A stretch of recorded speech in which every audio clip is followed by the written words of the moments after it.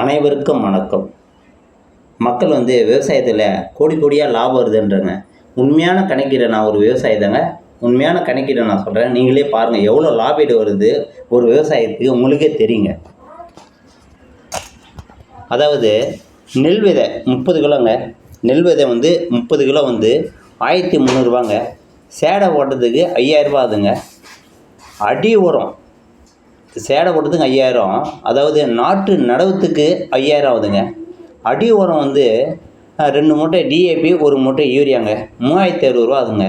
களை எடுக்க 1000 ரூபா ஆகுதுங்க. மருந்து அடிக்க 1500 ரூபா ஆகுதுங்க. அதுக்கப்புறம் மேல் உரம் காம்ப்ளெக்ஸ் 2 மூட்டை 1 மூட்டை யூரியா போடுறோங்க. அப்புறம் அதை கலைக்கிற மருந்து ஒரு 1000 ரூபாங்க. மொத்தம் 3870 ரூபா ஆகுதுங்க. அதுக்கப்புறம் கதிர் முத்தின பிறகு கதிர் பால் ஏற சமயத்தில் யூரியா 1 மூட்டையும் பொட்டாஸ் 1 மூட்டையும் போடுங்க. அது 2700 ரூபா ஆகுதுங்க. கதிர் மருந்து அடிக்க கதிர் பால் ஏறதுக்கு அடிக்க 1500 ரூபா ஆகுதுங்க.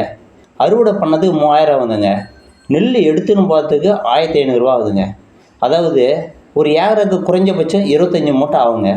1500 ரூபா ஒரு மூட்டைக்கு போட்டால் 37,500 ரூபாங்க. ஆனால் செலவினம் மட்டும் எவ்வளோ நீங்கள் பார்த்தீங்கன்னா 28,780 ரூபா செலவினம் மட்டும் ஆகுதுங்க. எவ்வளோ 120 நாளைக்குங்க. ஆனால் நம்மளுக்கு லாபீடு வரது வெறும் 8,720 ரூபா. எவ்வளோ கரெக்டாக 120 நாள் கழிச்சு. இதில் மழை அடித்தா இது மொத்தமே சேதம் தான். நம்ம செலவினம் பண்ண மாதிரி 28,780 ரூபாவும் நம்ம கஷ்டப்பட்ட உழைப்பு எல்லாமே போயிடுங்க. ஆனால் விவசாயத்துக்கு ஒரு மாதத்துக்கு எவ்வளோ ஆகுதுன்னா 2,179 ரூபாங்க. ஒரு நாள் கூலி எவ்வளோ ஆகுதுன்னா 72 ரூபா 65 பைசாங்க. ஒரு நாள் 8,720 ரூபாங்க. நீங்கள் கணக்கீடு போட்டு 124 பாருங்கள். ஒரு நாளைக்கு 72 ரூபா 65 பைசாங்க. ஒரு விவசாயி எந்த கூலி செஞ்சாலும் சரி ஒரு மாதம் 2,179 ரூபா தாங்க இது வரைக்கும் வரது விவசாயி. அதே மழை அடித்து ஃபுல்லாக படுத்தா அதுலேருந்து 1 ரூபா லாபீடு. நம்ம 28,000 முதல் வச்சுமே அதுவும் க்ளோஸ். லாபீடு 8,000 ரூபா வருது பாரு. 120 நாள் கழிச்சு 4 மாதம் கழிச்சு 8,700 ரூபா வருது பாருங்கள். அதுவும் நஷ்டங்க. மொத்தமே விவசாயத்துக்கு இருக்கிறதுலே மக்களுக்காக உணவு மக்கள் பற்றாக்குறை தேர்னுக்காக விவசாய தியாகம் பண்ணுற தொழில் ஒரே ஒரு விவசாயம் மட்டும்தாங்க. அதே சில பேர் கடன் எக்கச்சக்கமாக கடன், நாங்களும் எக்கச்சக்கமாக கடன் தானே இருக்கோம் நிலம் வாங்கிறதுக்காக. ஆனால் விவசாயிங்க என்ன பண்ணுவாங்க, கடன் பட்டு விவசாயம் சரி ஒரு பாகம் வந்துடுவான். ஒரு பாகம் ஏக்கரை 40 மூட்டை எப்போனா ஒரு டைம் வந்துடும். வந்துச்சே பரவாயில்ல அடுத்த முறை நம்ம எடுத்தால் ஓரளவு மகசூல் வரும்னு நினைப்போம். ஆனால் இயற்கை சூழலில் ஒவ்வொரு பாகமும் காற்று மழை அடித்து கரெக்டான பருவத்தில் அறுவடை பண்ணுற நேரத்தில் மொத்தமே தரமட்டமாக ஆகி மொத்தம் முளைச்சி போகுதுங்க. கீழே தரமட்டம் ஆகிட்ட பிறகு பெல்ட் வண்டி எது விட்டாலும் ஈரம் காயாமல் எடுத்தால் நெல் ஃபுல்லாக வைக்க முடியுமா வெளியே வந்துடுங்க. ஒரே ஒரு நெல் கூட எடுக்க முடியாது, வைக்க முடியாது. சரி விவசாயி வச்சுட்டு பிறகு என்ன பண்ணுறது, அப்படியே சேடை ஓட்ட முடியும். அறுவடை பண்ணோம்னா அதுக்கு 7,000 8,000 ஒரு ஏக்கராக்கே நம்ம முதல் வச்சு வீணாக அதில் ஒரு 10 மூட்டை கூட எடுக்க முடியாதுங்க, வெளியே வராதுங்க. ஃபுல்லாக வைக்கல போயிடும். விவசாயம் போல் ரொம்ப வேதனைப்பட்ட தொழில், மக்களுக்காக தியாகம் பண்ணுற தொழில் எதுனா இன்னும் விவசாயம் மட்டும்தாங்க.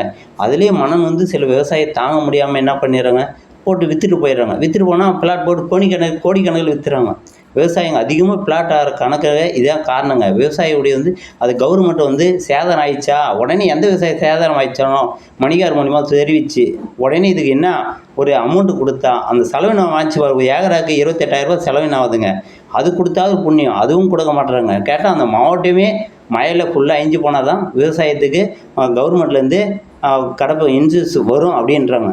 அதனால் எவ்வளோ நானும் 4-5 முறை பார்த்தேங்க. ஒவ்வொரு முறையும் இயற்கை சீற்றத்தால் விவசாயம் அழிஞ்சு நூலாகிற காரணமே இதாங்க.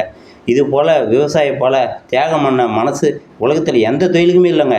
எந்த தொழிலுக்கு போனாலும் ஒரு மாதம் சம்பளம் இதுடா, ஒரு மாதம் சம்பளம் இதுன்னு இதை 4 மாதம் கஷ்டப்பட்டு 4ஆவது மாதம் மழை அடித்தா மொத்தம் 4 மாதம் கஷ்ட உழைப்போம். நைட்டும் பகலும் போய் அதுக்கு மருந்து வச்சு நைட்டு மூலம் மோட்டர் விட்டு நீர் பாய்ச்சி எல்லா வேதனையும் பட்டும் மக்கள்களை கூப்பிட்டு நாடி மாமா நடுநடு கூப்பிட்டு எல்லோரும் வேலை வாங்கி எல்லாம் முடியுது இடத்துல 5 பைசா லாபம் இல்லாமல் போயிடுதுங்க. விவசாயம் இன்னும் நலிந்து இருக்கிறோன்னா இதாங்க காரணம். ஆனால் எல்லாம் சொல்லுங்கள் விவசாயி கோடி கோடியாக சம்பாதிக்கிறீங்க அப்படின்னு இல்லவே இல்லைங்க. மனசாரம் எதுனா சைடு தொழில் இருந்தால் வேறு வருமானம் வந்தால் விவசாயம் இது போனால் பரவாயில்ல வேறு வருமானம் இருக்குதுன்னு சொல்லலாம். ஆனால் விவசாயியே எங்களை போல் விவசாயம் மட்டும் நம்பிக்கிறவங்க உண்மையிலேங்க வாழ்க்கையில் ரொம்ப கொடுமைங்க. மற்ற எந்த தொழிலுக்கு போனாலும் ஒரு வேலைக்கு போகிறோமா மாதம் சிம்பிளாக போய் ஒரு வாட்ச்மேன் வேலைக்கு போனாலும் அதுக்கு மாதம் 10,000 இருக்குதுப்பா அப்படின்னா 4 மாதம் 40,000 நீ எந்த நெல் வச்சாலும் 40,000 எப்படிங்க எடுக்க முடியும் சொல்லுங்கள். எல்லா செலவும் கழிச்சு பாருங்கள். மிஞ்சி போனால் நீ அப்படியே நல்ல ரேட்டு போகிற நெல்லும் நல்லா வியாமல் இருந்தால் மிஞ்சி போனால் 10,000 15,000 தாங்க வரும். எவ்வளோ 4 மாதம் கழிச்சு. ஆனால் ஒரு மாதம் சம்பளம் அந்த அளவுக்கு வச்சு இந்த விவசாயம் என்னங்க பண்ண முடியும்? ஆனால் நாட்டு மக்களும் கவர்மெண்ட்டும் இது யாருமே ஏற்றுக்க மாட்றாங்க. உண்மையான விவசாயிங்க வந்து வேறு எந்த தொழிலும் விவசாயம் மட்டும் பண்ணுறவங்களுக்கு எவ்வளோ லாபீடு அப்படின்னு அவங்களுக்கு தெரியும். எல்லாம் என்ன பண்ணுவாங்க, கோடி கோடியாக லாபீடு வருதுன்றாங்க. ஆனால் விவசாயம் போல் உலகத்திலே எந்த தியாகமான தொழில், மக்களுக்காக உழைக்கிற தொழில் எதுனா விவசாயம் தவிர வேறு எந்த தொழிலுங்க இல்லைங்க. அதுதாங்க எதையும் எதிர்பார்க்காத செஞ்சு லாஸ்ட்டில் நஷ்டீடு வருதுங்க 4 மாதம் கழிச்சு. அதில் வந்து எதுவுமே பண்ண முடியாதுங்க. விவசாயம் போல் தியாகமான தொழில் இந்த உலகத்தில் எதுவுமே இல்லைங்க. உண்மையான இந்த நெல் விவசாயம் சில பேர் என்ன பண்ணுறாங்க, ஏம்மா மரம் நட்டுருங்களேன், இது நட்டுருங்கன்னா வேறு தொழில் பண்ணதுங்க. எல்லாம் மரம் நட்டுருங்க, எல்லாம் செடி நட்டுருங்க, இல்லை மூலிகை செடி நடுங்க, அதில் வருமானம் அதிகம் வருன்றங்க. சாப்பிட்றதுக்கு உணவு என்னங்க பண்ண முடியும்? எல்லாம் நெல் விவசாயம் விட்டு எல்லாம் இது நடுங்க, அதில் லாபீடு வருதுங்க, அதை நட்டுப்பாங்க, வெற்றி வேர் நடுங்க, இதெல்லாம் லாபீடு வருதுன்னா மக்கள் வந்து ஒரு 10 வருஷத்துக்கு முன்னாடி இது அரிசியுடைய விலை என்னத்துமா இருந்துச்சு? 10 வருஷம் 15 வருஷத்துக்கு முன்னாடி வெறும் 300 மூட்டை. எவ்வளோ 25 கிலோ சிப்பம் வந்து வெறும் 300 350 400 இருந்ததுங்க ஒரு 10 வருஷத்துக்கு முன்னாடி. இப்போ எவ்வளோ 1200 இன்னும் பார்ப்போம். நாங்களும் அதே போல் மனசு மாறி நாங்களும் மரக்கன்றுங்கள்லாம் நட்டா விவசாயத்தில் எவ்வளோ போங்க, எவ்வளோ வேதனை போடும். அப்படியே கபன்னு ஏறினே வருங்க. அரிசி விலை ஏறிடும். அப்புறம் பாமர மக்கள் கஷ்டப்படுற தொழிலாளிகள்லாம் மூட்டை கொடுத்து எப்படிங்க வாங்கி சாப்பிட முடியும்? மனசார விவசாயத்துக்கு கருணை தொகையாக பார்த்து ஒவ்வொரு சேதாரம் ஆகிடுச்சா ஒவ்வொரு முறையும் மயில சேதாரம் இன்சூரன்ஸ் பணம் கட்டி ஒவ்வொரு முறையாங்க ஒவ்வொரு பாகமும் நீங்கள் இன்சூரன்ஸ் கட்டுங்க அந்தந்த ஆஃபீஸில் சொல்லி அந்தந்த மணிகாரர்கள் இன்சூரன்ஸ் ஒவ்வொரு பாகம் கட்டுங்க. சேதம் ஆகிடுச்சு நேரடியாக போய் பாருங்கள். சேதம் அவங்களுக்கு கவர்மெண்ட்டு ஒரு தொகை கொடுக்கணுங்க. ஆனால் சிம்பிளாக தொகை என்ன வந்து ஒரு ஏக்கருக்கு 5000 கொடுக்குறாங்க. ஆனால் செலவினம் எவ்வளோ ஆகுது சொல்லுங்கள். இந்தியாவில் இது போல் தியாகமான தொழில் செய்கிறவங்க விவசாயத்தை தவிர வேறு எந்த தொழிலுமே இல்லைங்க. ஒரு மாதம் நம்ம ஒரு வேலைக்கு நம்ம போனாலோ அவ்வளோ 10 நாள் வச்சா 10 நாள் சம்பளம் சொல்லலாம். ஆனால் விவசாயம் அப்படி இல்லைங்க. 4 மாதம் நைட்டும் பகலும் கஷ்டப்பட்டு லாஸ்ட்டு வந்து மழையடிச்சு சேதனை மொத்தம் முளைச்சி போகுதுங்க.